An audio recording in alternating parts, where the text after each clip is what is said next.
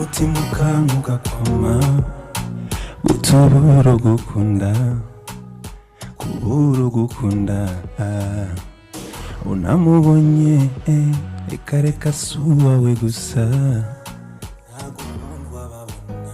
ya ukwega bakwega ese ko bavuga true love never die ariko ukunze ukabona never mind mwumva bisengeye watako tutakise ese ko muvuga true love never die ariko ukunze ukabona never mind mwumva bisengeye watako nakise siri mwe gusa nababajwe umutima sinobisha sinkiri inyuma naravuye Mwishayo murabibona narabuze n'umwe twara Mwishayo ngo namutware Mwishayo niwiyumva uzoze tujyane Mwishayo no ngo ndagutware Mwishayo yongiye kwa nkunda ngo nanjye ndishima ancitinga akaza yisetsa yaramoza ku mistari yambwira ko nduwatanje gusa nisanze ndi mu bandi yaramoza ku mistari yambwira ko ndi hatari gusa nisanze ndi mu bandi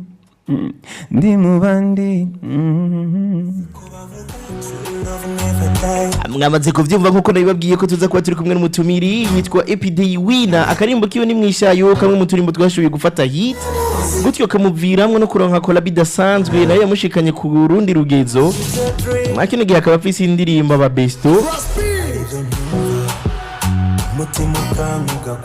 Turumviriza kano karirimbo mu mwanya muto yigusa mwamaze kumva ko yamaze gushika hamaca tugaruka mu bibazo mu bitegure.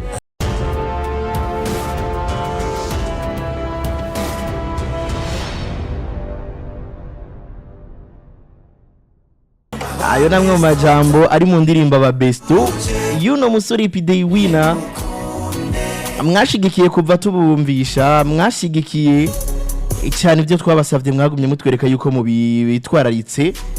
Yamaze gushika rimwe ubwami bw'isamirizi Indundi culture mu kiganiro Saturday morning gushikirizwa na Jenny and the Real.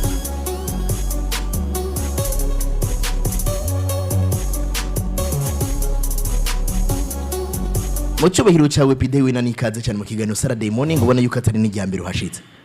Asante sana. Umeze neza? Niko fresh kabisa. Amakuru igihe kirekire. Amakuru ni sawa. Twaherukana usora Mwishayo, bikiri inshashe kimoto bushasha. Yego ndiba. Kandi biharuro bitaranaduka. Bikiri hasi. Ugerageje kuraba kuva kiri yagihe gushika uno munsi impact y'indirimbo Mwishayo.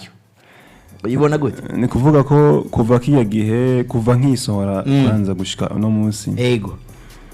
Indirimbo iraca ama feedback nini cyane.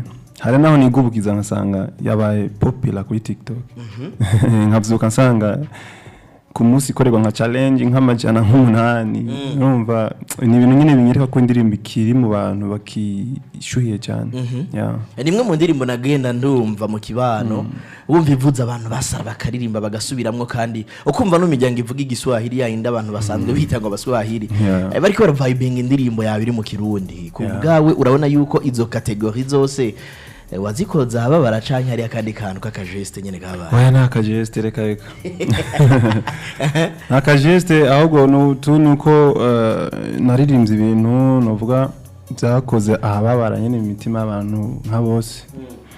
Nabaririmbiye ibintu niko bakunda kuvuga ngo baturirimbiye ibintu.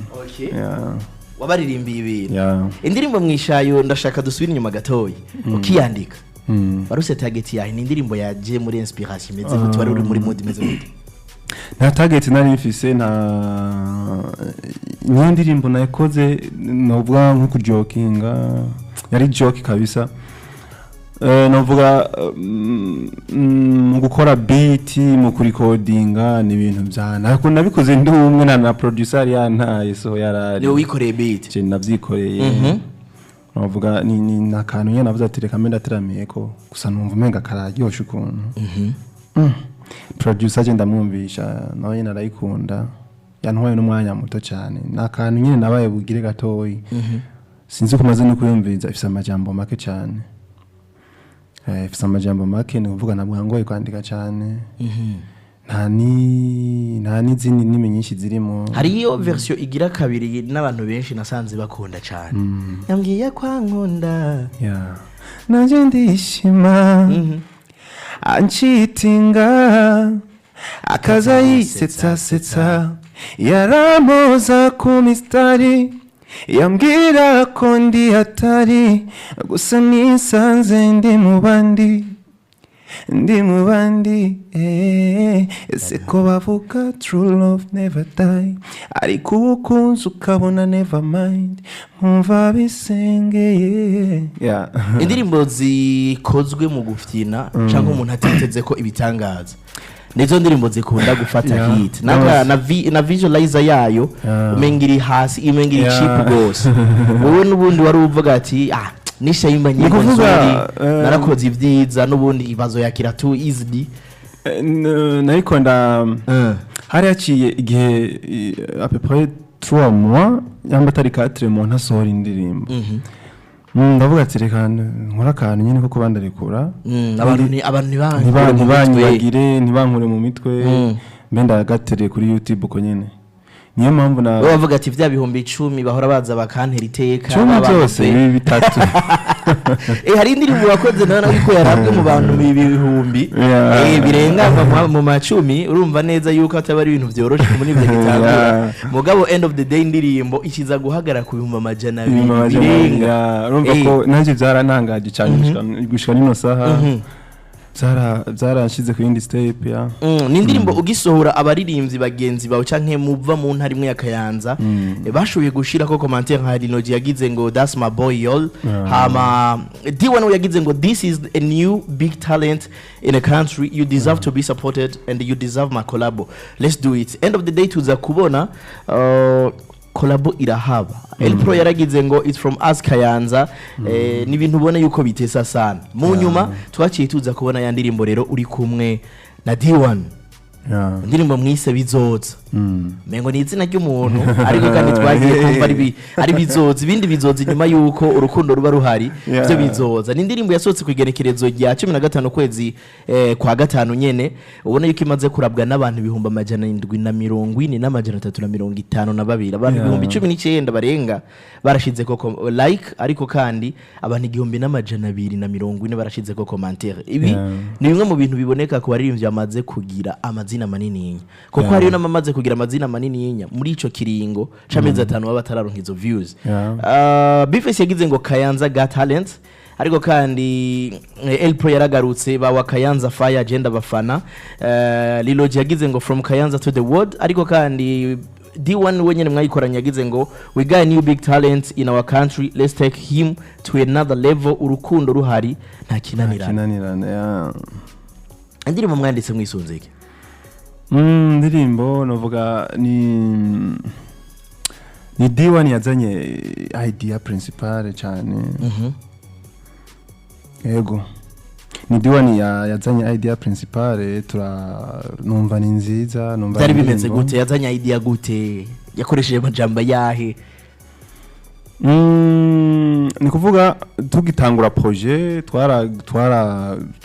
twabaye nk'umuntu nyene nk'abantu bavuze ati tuje muri studio turondere projet imeze neza tugakora imwe tukumva wapi hari abantu batoyikunda bivanye n'iki kintu bisigura ngo mwese murabahinyanyuze mwese murabacuraranze muravuze ibicurarangiye no kuvuga ngo mwararirimbye indirimbo hama muraziheba yego imbere yuko mukoriye mwari mumaze gutestinga zingahe zitatu kandi zose ni nziza ya mbere yari ifise idea gute ya mbere yari indirimbo ya Kizomba bazita ingwatira yego yari karirimbo ko muri club kingwatira ariko yanaheze kwanza indirimbo nyuma tuza kuyireka uribuka line wari waririmba oya cyangwa urategekanye kuzoyiririmba mu yindi ndirimbo hariho nizo nabitse nzogera zaraheze deja hari indirimbo zitatu ziheze twari twakoze turashira urategekanye kuzosohora indi ndirimbo muri izo muri kumwe na Diwan ego Diwan acarazana icyumviro ciye Diwan azana iyindi idea nanje nkazana iyindi idea tukayikora ariko tukumva umenga tiko tuhengamira kuri ko timwe hariho abato turiko turavuga ko sinzi ukuntu yazanye ka idea rero numva kumenga kararashi hari umwe nakiguzi numva umenga kuka iyo jambo nyene urukundo nta kiguzi umuntu wese araza gufiringa kintu ntiriraba amadini ntiriraba abana ntiriraba abakuze meme n'umutama canke umutamakazi arashobora kuyumva akavuga ati wow rukundo nta kiguzi rukundo samahera ntiruraba ibi numva menga ni sije imeze neza ndavuga ati dukorere kuri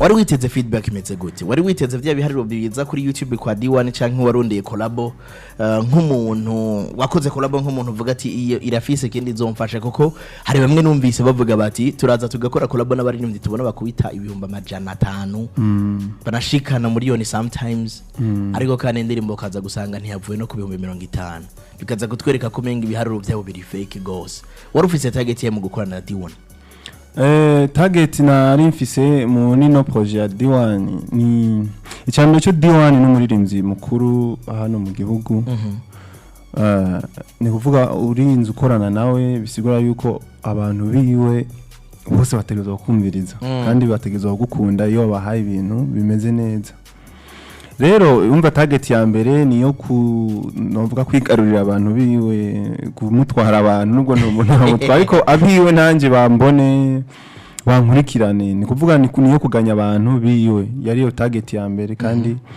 yarakunze novuga ku rugero rumeze neza kabisa kuko yaba ama challenge yaba ama feedback naronse abantu benshi YouTube channel yanje yaraduze aba subscribers haraduza aba subscribers barenga 27 barenga biyongereye ko no musufise 37% ndiko ndaba kandi cyo gihe nari muri 7 uko urumva ko naronse abantu benshi cyane bavuye kuri no collaboration ni collabo yakozwe n'abahinyanyuzi benshi yabaye produced by Trust Beat ariko Johnson nawe nyene bari kumwe na Trust Beat mastering na mix vyakozwe na Gigabit cyo kimwe na Bedi Best novuga ngo nabahinyanyuzi bane bafataniye ino ndirimbo uriyumvira yuko hari ukuboko kwabo canke tushe yabo mu buryohe ino ndirimbo ifise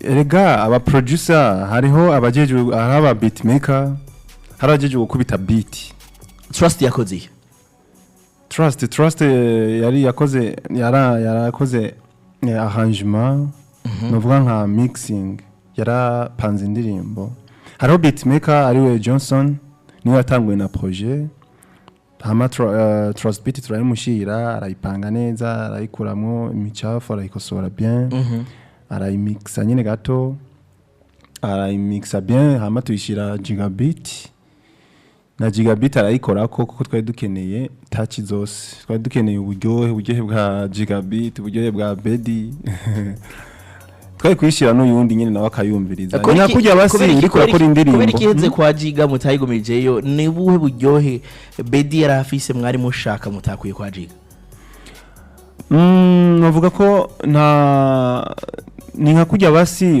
iyo twebwe turiko turandika indirimbo iyo nkagiye ngo masori indirimbo ndafisa abantu bashika nka 10 maza kuyumvisha kugira bampanure kuyisora cyangwa bavuge ati no ireke rero mbwiye ngo kubera kutaha imwe gusa urumva aha sinshobora gutahura neza ni kuvuga ndahumwa kumviriza nka hano yinda kumviriza ni nkuko nyene indirimbo urahumwa bakora ivyiwe ukavuga ati ugashira no yundi kuko usanga bafise ama studio atandukanye usanga bafise ama monitor atandukanye nyambo mwe yumva bimwe biraryoshe gushira n'uyundi akumviriza quality y'uwambere akavuga ati ahantu menga nushira kwa kandi kantu karakenewe yari nka collaboration na byari ibintu nk'ibyo nyene nta bintu byatari byarimo ariko nuko twari dushaka gusa quality imeze neza kurusha izindi project twari tumaze gukora kandi byagenze ngo twabishaka indirimbo ifise poa mbe mshoze n'aba director ego director ni MC directed by MC sinzi ko mumubona mu projet DOP yabaye Brand Smith ama editing kandi ikora direct MC color grading yakoze Brand Smith again rero ni za collaboration turiko turashaka kuko projet imwe uyihaye mu director umwe so turashobora kusanga mu director ari for muri editing atari for muri color urumva rero ugasanga cyangwa sanga rakazaho hose muga mu gushutinga nta birenze biraryoshe rero gucanga guhakaza abantu ino ndirimbo rimwe mu ndirimbo ubona yuko muri production hamugaruka kandi muri video nimwe mu ndirimbo zisa neza cyane wararonse ibintu biharuro uretse yuko washaka fan base ya D1 niye message kuri D1 hari namubwira ko ndamukunda cyane yana supportinga kuva kera na before ino project wavuze yuko ari we yagukwegeye mu vy'imizi nayivugiye nga ndavyibutse niwe yagukwegeye mu vy'imizi niwe yakugukwega urabibona mwinyungu ndabibona inyungu cyane kuko ni yankwegeye mu bintu naje nashaka hari icyo yari yambonyemo avuga ati ngo ukora umuziki ngo dukore nubwo tutakoze ico gihe hari indirimbo twahuriyemo 2019 ya corona ngira ni nayo ndirimbo nakoze kwanza niyo bambira yambwiye ati ngo ndakwereka project dukora hari icyo ambonamwe rero nibaza yuko kuri step ngeze kubu nibaza ko ishimishije ishobora gutuma mbaho neza kubera umuziki ino projet yatwaye uburyo bungana gute projet yatwaye amahera menshi yatwaye amahera menshi kabisa arenga nka 5 million ko 7 million hari bamwe bavuze ngo ugerageje kumviriza ingene mu soundinga ni The Ben na Bruce Melody muri collabo imwe ngo kuko niyo bikorera amabakandika kayo mazina abantu bo vyemeye iyo bakora kahoji bakaraba nk'urubuga bashirako kubwayo nawe ni kubibona oya sekonda bibona reka Bruce Melody ni Bruce Melody The Ben navuze sound oya barabeshe kabisa barabeshe gusa nyene kweri abantu bakwita The Ben w'ibujumbura ako ni kamwe mu kazina nitoreye ndavuga nti reka nce ndakagumya mbere nze ndakamubaze ubuheruka twarakoze ikiganiro hariya kuri The TV show waravuze yuko ukoranye indirimbo na The Ben wogerageza mu gasoundinga 100% the same ni kuvuga je bintu numva ariko kubera babimbwira ntazo numva cyane ariko ndamukunda niwe ugerageje kumviriza ibiganiro by'ukamwumviriza ama capella nta kantu kaba karimwo gatoya ariko apana abantu nabo barakabya abantu barakabya kwe abantu barexagera cyane haravuga ntiri n'umurundi gutunyita umunyarwanda deja tani kinyarwanda nigeze ndirimba mu ndimi atanicuzi gusa ngo kubera sinzi aksa sinzi ki sinzi ngera melody terminaison nkoresha ya ano utworera aha mu Burundi ntabwo abaririmbyi bakunda bafite amaterminaison nkayo naho ujye umuririmbyi ashobora kuririmba ukumva umenga mu Nigeria mema tani icyongereza yaririmbye gusa kubera ko yagize afite kariya gatachi kabo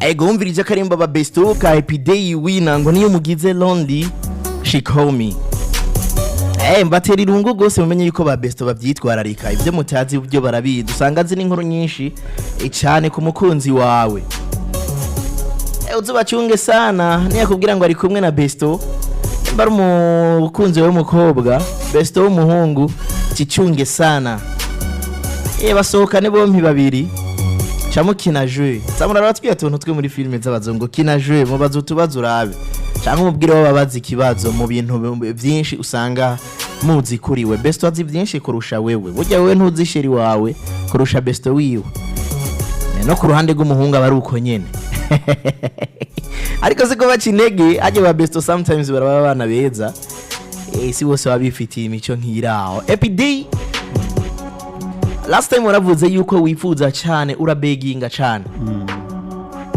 abantu baca bibaza ngo wabeginze iki?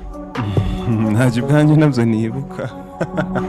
Nicyo gituma mpari ndi carte memoire disque dir kuko naba mbeginge. Warabeginze uvuga yuko wifuza collabo ya Sat-B kuri video n'amaboko warafatanije uravuga ati nukuri ndayifuza pe. Sat-B mwa kino gihe ku makuru mfise nuko ari karakora buje piano kandi yatanze amakolabo ku baririmbyi bagiri batoye. Ariko araraba ko bamaze gukora ku kintu cy'amapiano canke bafise vuga ko bashobora gushora amapiano peut-être kwera ko bamaze gutestinga. Yarayerekanye ari kumwe na babahungu muri basohora indirimbo bari kumwe na Alvin Smith umufana avuga yuko agomba kubaha iteka bagakora umuziki kubera ko yumvise sound yabo. Uramaze kugira amahirwe yo kuganira na Sat-B?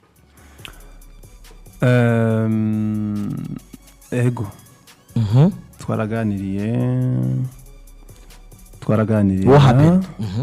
ariko ntabwo twaganiriye ibintu byinshi. Mwari kumwe cyangwa hari kuri phone? Yari kuri telefone. Yari last week.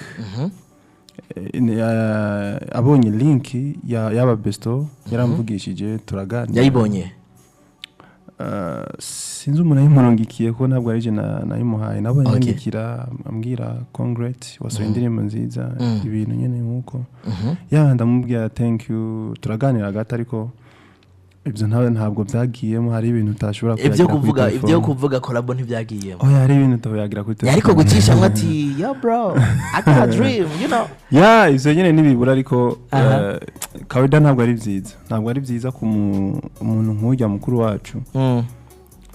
Bisaba sometimes bisaba ushike mube kumwe mubwire muri kumwe. Haraciye amasata atapostinze yuko ageze Addis Abeba agaruka mu gihugu cy'u Burundi. Biraboneka cyane yuko birashoboka yuko ashobora kuba yakoze n'indirimbo yavuye kuko twarabonye ari karashutinga amasanamu cyo kimwe nuko yakoze no muririmbyi kandi akiri hasi mugabo ubona yuko agerageza gushiramo ingufu. Ndavuga Pizzo John nimba atari bihuha niko bimeze kuko numwe mu bantu ubona yuko mwakino gihe mu rugendo yararimo muri Europe bagomanye cyane. Urupanga iki utegekanye iki urategekanya kumusaba mubonano gutyo indoto ya ufise uyimushirire? Ego. Ninayo target ufise ndindira ashike kwanza biramuzobibona. Mu majambo mwavuganye amwe amajambo yagukoze ko professionally naya nuko yanyandikiye ati you are big artist in Burundi. Umuntu nka Sat-B ufana nakuze numva rero atari umutangwe akaba ari wakuye telefone akaba ari wanyirondera kandi ijambo nk'iryo banumva nyene ari ibintu banumva ahubwo nashitse. Nuvuga ni ayambwiye amajambo menshi gusa iryo jambo niryo ryanyongeye agatege. Yarakongeye agatege. Numva ndifitiye icyizere ryanyongeye icyizere. Waravuze yuko ukunda cyane iyo inyandiko za Sat-B mengo ziri simple mugabo ziguma mu mutwe w'abantu. Ugerageje kuraba ino style shasha yajemwo ijya mbere ya pinga. Comment yabimeze gute? Gute Amapiano ijya mbere ya pinga yaravuga yuko atonera amapiano mugabo ntabwo kwari ko yapinga ko kugira ko yarakoze ibiganiro peut-être ntihari bwahiyumvemo. Nuko nanje kera ntazumviriza mugunda ego biranashika biranashirwa sanga ntabwo yari bwazimbemwe bien ntabwo yari bwazibure neza ariko amapiano n'imiziki naje ndayifise amaziki ziri muri style amapiano zirenga 3 bitse kandi vuba nshobora kuzisohora. Rero navuga ahubwo yuko nabijya bivuga ngira nazifise wanashaka kuko ibintu z'aba artiste ntawo bimenya hari kuno baba bapanze ibintu zabo. Koko buje piano n'indirimbo nyinshi kandi bivuga yuko yafashe indege yaraye gushutinga. Basanzwe nazifise deja. Gwe commentaire kwa zijya style. Arashoboye canke n'ibintu ari kara. Nigi kadashoboye. Canke harimo ka kandi kuko mufana. Pana. Reka ni muziki ryoshe. Iyi nshasha irakaze ni muziki wumva uri international.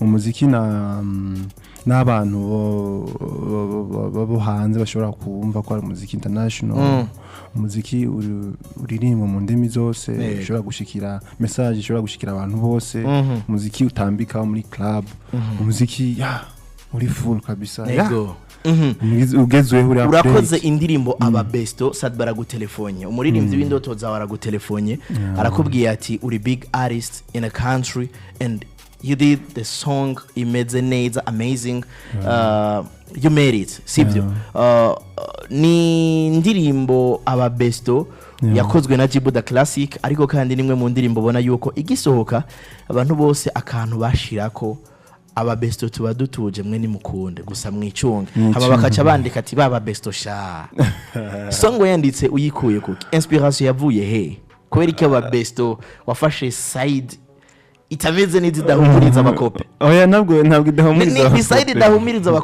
abakope canke abakopi gute kuko nimba umubwiye ngo ni mukunde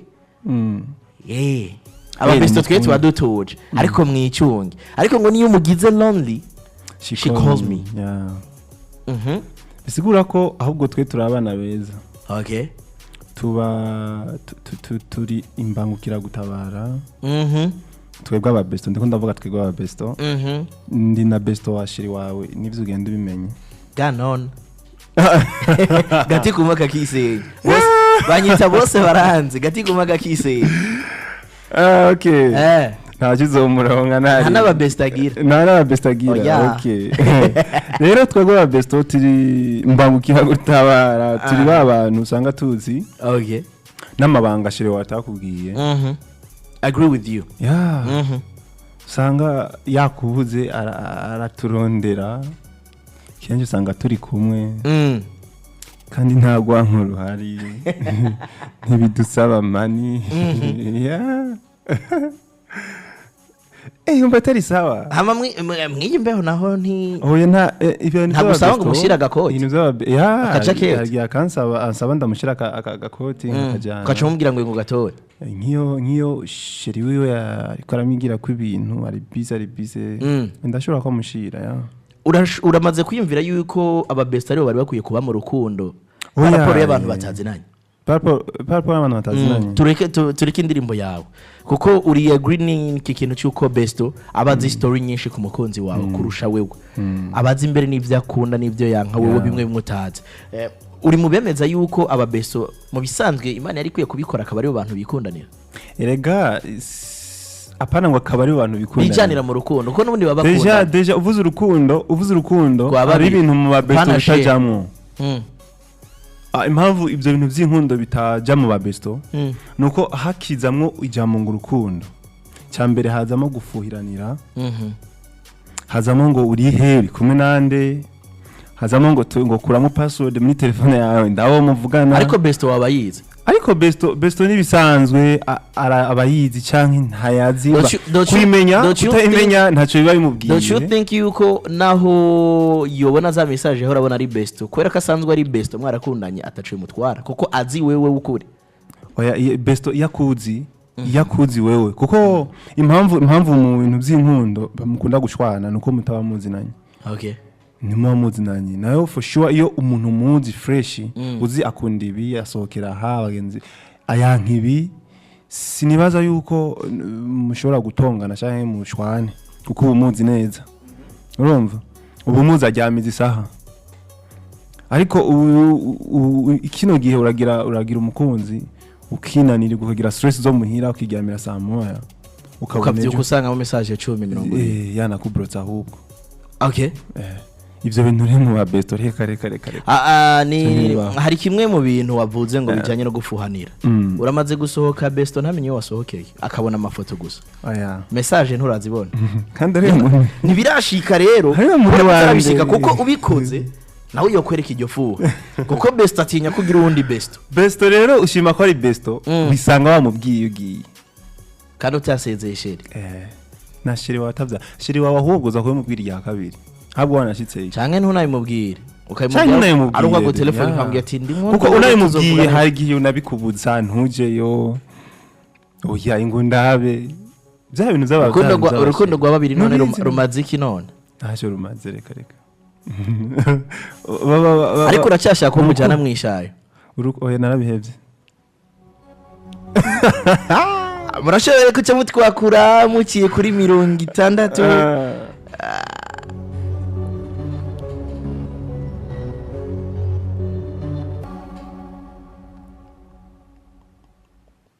murashoboye kuca mutwakura mukiye kuri 68 amajana 67 amajana 786 cyangwa 72 amajana 344 ijana na gatandatu. Iyo connect rero urashobora kucurungika n'ubutumwa bugufi munywanyi ku murongo. Allo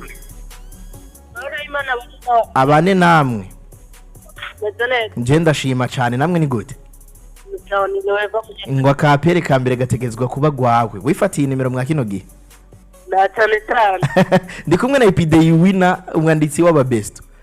Epidey Winner ndakora mukije ndakora mukije cyane umeze neza yego imeze neza thank you kibazo canje warakora imbagati wan ni esperance oh la la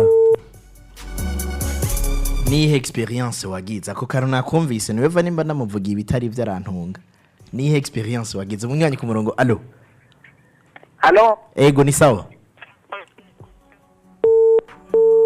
experience wagize ni yahe mu gukorana D1 experience nuko cyambere nakoranye n'umuntu akomeye mu gihugu rero hari icyo byampinduye nyene deja muri career yanje mu mutima muri novuga no mu buzima bwose bwanje hari ibintu byahindutse no mu maraso hari ibintu hari ubwoba bwamvuyemo muri studio nk'ubu nyamba twaricaye na D1 muri studio turandika ikintu ari muri ibintu bakomeye amaze gukaba kanganye bisigura nta ubuto kwicarana okay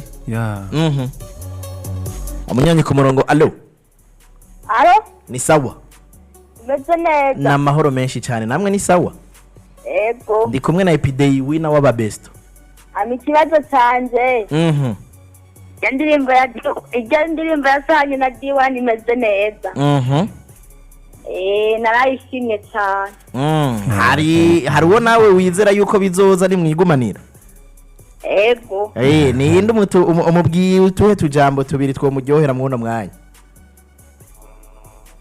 imeze neza cyane ego arakumva Epidey sana ego murakoze cyane ego namwe murakoze kuduha mubandanye mwumviriza ibiganiro na cyane cyane ikiganiro Saradimoni ego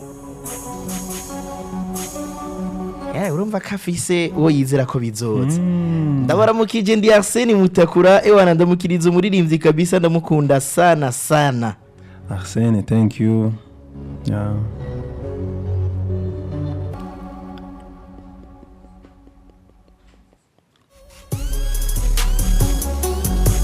Epidey baravuze ngo ngahura na Miss Livia live nzomubwira ijambo nirenganire gushika n'umunsi nturahura nawe ubu rero ndakubwiza ukuri aho bigeze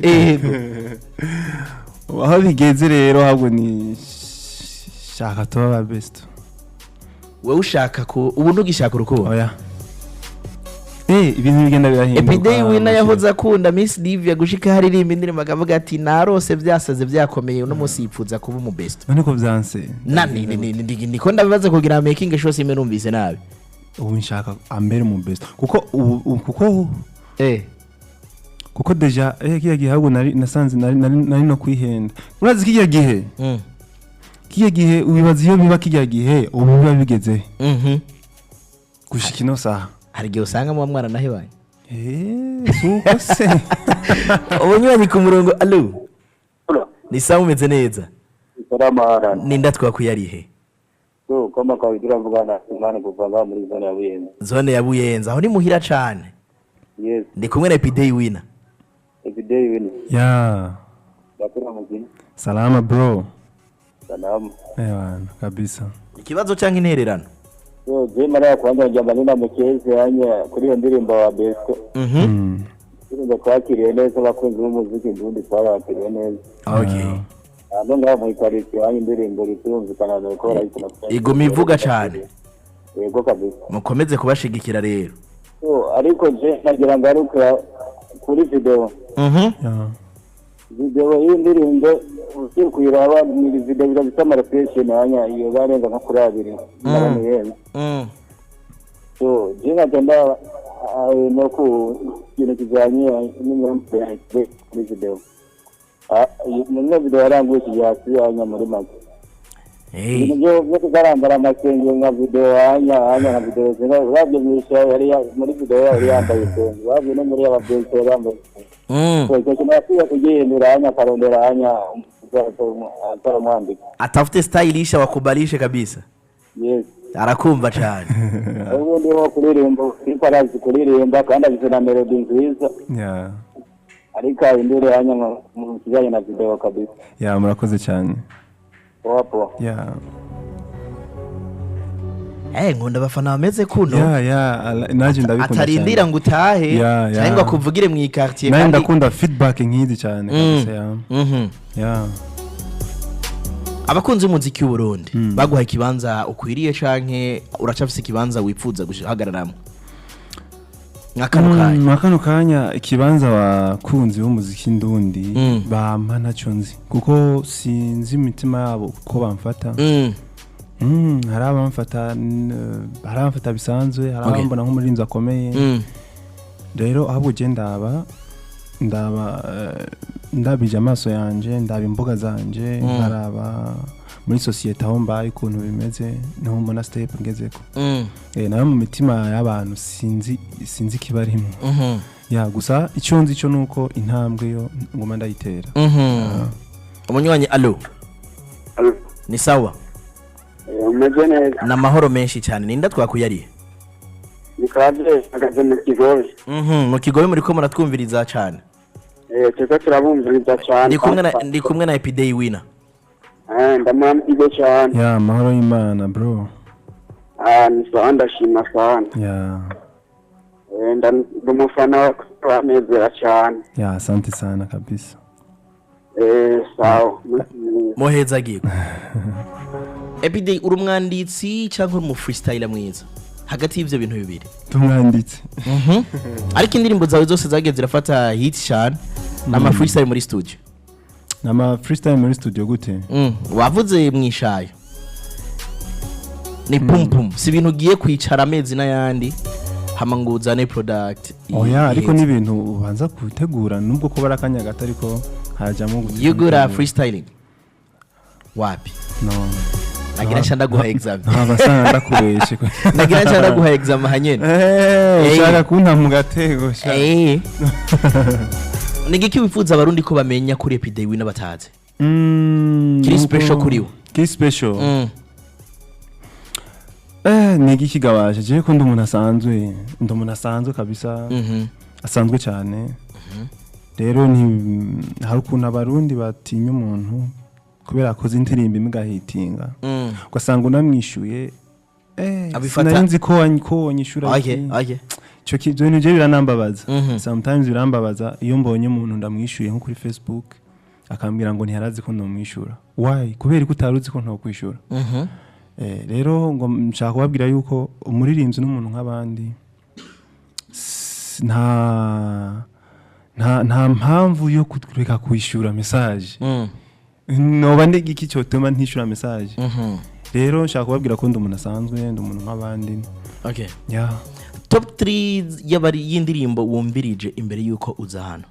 Inyuma z'abarundi hariho Je vais bien ya Sat-B na inyuma Linoji.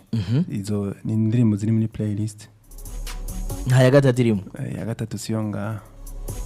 Niba tari bangani yawe. Gatatu indirimbo ya The Ben shash. Ano. Ndagushimira ko kanya kawe. Thank you so much bro. N'ikindi gihe nitwagukenera uzodutera iteka kuko twe turabafana bawe. Radio Indundi Culture ni umufana w'umuririmbyi wese afise impano. Asante kabisa. Reka ndagushimiri ndahirikiza uno mu herekeje burya ngo baherekeje utagaruka. Turamurenza imitwe y'inzuzi gutyo cyatugaruka ndakubwira yuko ari makuru ndetse n'abatumire bagira kabiri baduteye iteka.